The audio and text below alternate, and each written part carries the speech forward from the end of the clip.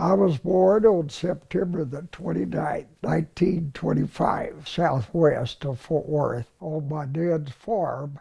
My grandpa, he was a Civil War veteran. Ben LaFawn's early life in rural Texas was simple. Then came 1939 and the start of World War II. Everything was pretty normal, really, for us before Pearl Harbor.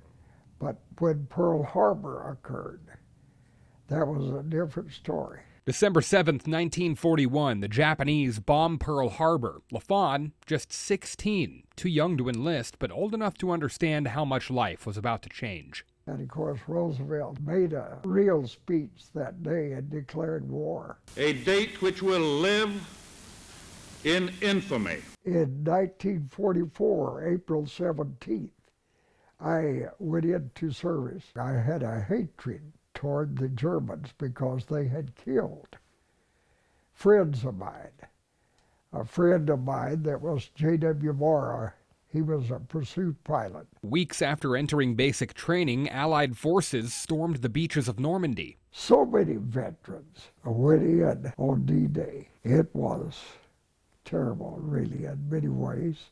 It was the beginning of the end for Germany. More planes actually were being lost at our air base than in combat in Germany. Really? Why is because we were using the old combat planes. We came in several times with one motor on fire. LaFawn began flight training a few months later, and by the following year, in 1945, victory was achieved in Europe and Japan. While he never flew in combat, he still went to Germany after the war. I didn't go overseas until November of 1945.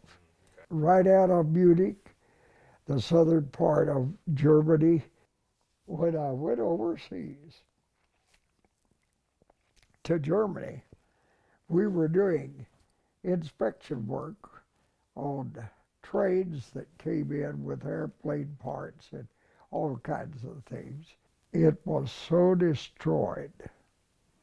Even the train depot, it was literally bombed and it was pieces.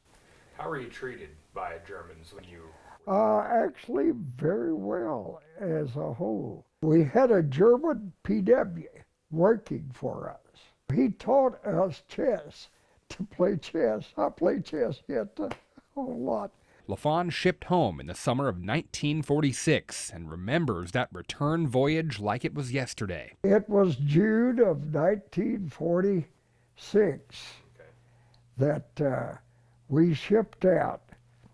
And Jesse, you can't believe, but 4,000 of us was on a ship. We ran into something that was very similar to a hurricane. Our ship would go up 60 feet, then come down and up. When we got to New York City, after coming back on that ship, there was a welcome sign that was, I don't know, must have been 25 feet wide. It just rejoiced. All of us were so happy. Nearly 80 years later, it's a memory that still fills him with pride and perspective. Such respect to the soldiers. It was extraordinary, really. There should be gratitude for our servicemen. Deep gratitude.